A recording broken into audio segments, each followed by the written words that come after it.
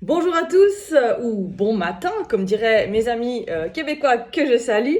J'espère que vous allez bien. Ça devient une sacrée intro quand même, hein. Bonjour à tous, j'espère que vous allez bien. C'est Thibaut Inchip. Non, je rigole. Oui, ok, non, je ne suis pas sponsorisée par Thibaut Inchip. Bref, c'est le matin. C'est le matin, on part dans tous les sens. Alors, même mes cheveux, ils partent dans tous les sens. Bon, bref. Trêve de plaisanterie, j'espère que vous allez bien. Aujourd'hui, petite vidéo, on va essayer de faire petit parce que j'aime pas les longs trucs, les longs pavés, hein. Moi, ça, je me perds au bout de 3 minutes. Vous êtes nombreux et nombreuses à m'avoir demandé, Tati, t'as pas des tarots ou des oracles à nous conseiller? Comment choisir son tarot, comment choisir son oracle? Je vais vous donner mes conseils à moi, vous montrer un petit peu ce que j'utilise pour vous aider. Voilà, tout simplement. Alors, pour moi, la clé, vraiment la première chose qui va être importante, c'est que les images vous parlent. Vous allez voir que il y a plein de tarots différents qui existent, à thèmes différents, plein d'oracles différents. Et ce qui va être important, c'est comment vous allez voir l'image. En fait, c'est des outils, il ne faut pas oublier. Et quand vous allez voir l'image, il faut que cette image, elle développe votre intuition, en fait. Elle vous parle. Tu te dis quand tu vois l'image, ah ouais, en fait, je pense, ça me fait penser à ça. Voilà. En gros, il faut que ça se passe comme ça dans ta tête. Je veux dire, ça va être plus simple, tu vas mieux comprendre. Déjà, quelle est la différence entre un tarot et un oracle? Alors, un tarot, il y a toujours la même base. Il y a 78 cartes, 56 arcanes mineurs et 22 arcanes majeurs. Ça veut dire que dans n'importe quel tarot que tu vas acheter, tu auras toujours cette base-là. Un oracle, c'est beaucoup plus différent. Attention, une phrase très française. C'est différent. C'est-à-dire que tu vas pouvoir avoir un certain nombre de cartes. Ça peut varier entre 40, 50, 60 cartes, ça dépend. Et il y aura peut-être dessus juste des images, peut-être dessus juste des dessins, peut-être il y aura les deux, peut-être il y aura un texte. C'est égal. Il n'y a pas de règle, on va dire, particulière concernant un oracle. Donc, un tarot, si tu veux, il y aura toujours la même base. Un oracle, ça peut être complètement libre. Voilà.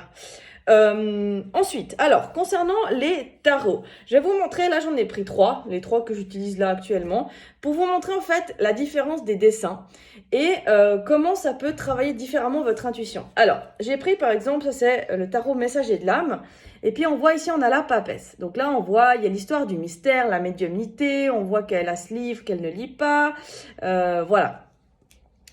Maintenant, on regarde le tarot Histoire de sorcière et on voit aussi ici, on a la papesse qui est représentée sous un autre angle.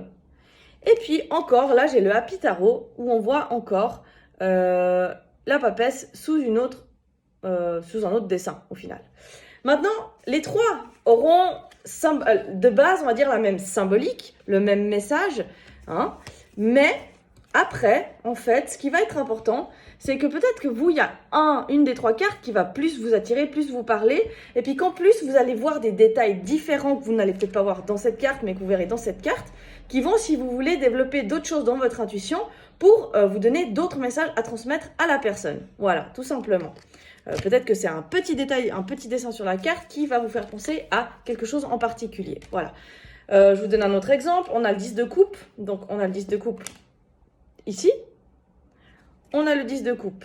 Ici, on voit les parents, la famille, l'accomplissement. Hein. Le 10 de coupe, on a tout réussi à construire quelque part.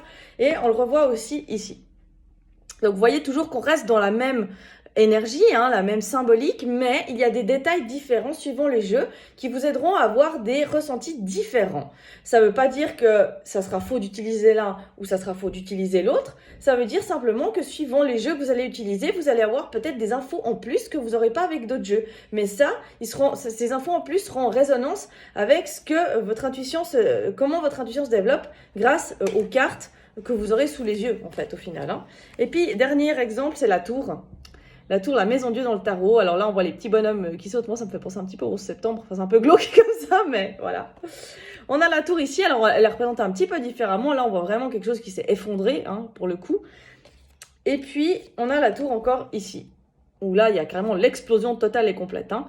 De nouveau, on est dans la même énergie de quelque chose qui se détruit, d'une révélation, d'un effondrement, mais représenté sous des angles et des dessins différents. Et puis ça, c'est mes 3 tarots de base. Il y a des tarots encore plus différents où les dessins seront encore plus différents. Donc, ce que je vous invite à faire avant toute chose, c'est de regarder peut-être sur YouTube des vidéos. Il y a plein de gens qui présentent des tarots différents pour vous montrer un petit peu ceux qui existent. Et après, ce qui va être important, c'est de voir les images. Si les images vous parlent, j'ai envie de dire, typiquement le Happy Tarot ou même le tarot Histoire de sorcière, là, ce que je vous ai montré, il n'y a pas besoin d'avoir fait 10 ans d'études pour interpréter les dessins. Hein. On voit qu'ici, il y a une histoire de conflit. On voit que là, on va apporter quelque chose. On voit que là, on a peur de quelque chose. Voilà, donc j'ai envie de dire, même si vous n'avez jamais ouvert un livre de tarot, même si vous n'avez jamais fait de cours sur le tarot, c'est des dessins qui sont très très faciles à interpréter et très très faciles à aider votre intuition à se développer. Donc voilà. Après, bien sûr, si vous voulez la symbolique plus purement théorique, bien sûr, il y aura les livres qui vous donneront encore plus d'infos. Mais même si vous n'avez pas les livres, vous pourrez quand même faire des très bons tirages, simplement en vous basant sur les dessins et votre intuition. Concernant les oracles, alors je regarde vraiment en revue, hein, de manière générale, je ne vous fais pas un tirage une vidéo hyper pointue avec 14 infos parce que ça servirait à rien. Concernant les oracles, je vais vous en montrer plusieurs. Par exemple, ici, on a l'oracle Béline, qui est un très vieux jeu. Hein. Alors là, je vous montre correctement. Voilà, vous avez ici plusieurs symboles, hein. Vous avez le dessin, vous avez le nom, hein. Ici on a l'argent, et puis on a aussi des interprétations au niveau des planètes ici. Voilà, donc je vais vous montrer plusieurs cartes, hein. Ici, voilà. C'est plus cru, plus basique, le Béline, il va pas par 4 chemins. De nouveau, pareil, vous allez pouvoir interpréter suivant votre intuition ou en regardant dans le livre les messages. Mais au bout d'un moment, vous verrez que, à force de travailler, vous verrez que un jour cette carte, elle va vous parler d'une chose, et puis peut-être que 2 jours après, vous allez faire un autre tirage. Je sais pas, cette carte sera associée à cette carte et ça va vous faire penser à autre chose. Et il n'y a pas de juste, il n'y a pas de faux. Ce qui compte, c'est vos ressentis. Moi personnellement, toutes ces histoires de planètes là-haut, je ne les connais pas parce que je me suis jamais intéressée et puis c'est pas ce qui m'intéresse le plus. Moi, c'est le dessin, c'est le détail, ou d'un coup, ça va être le nom. Donc, voilà, tout simplement. Donc ça, c'est l'oracle Béline. J'aime beaucoup le derrière, moi, mis à part ça, les petites étoiles. Ici, on a les portes de l'intuition. Un oracle aussi. Là, il va être complètement différent. Par exemple, on aura une image puis un petit texte dessous. Donc ça, je trouve sympa pour clôturer peut-être un tirage ou pour donner un thème sur un tirage. Donc voilà, vous avez le dessin, le nom et clé et puis un petit texte dessous. Donc voilà, après je vous en montrerai encore un autre. Ici on a la triade, c'est vraiment un peu des basiques que je vous montre. Et la triade pareil, alors là vous avez un chiffre, vous avez un dessin et un nom. Voilà.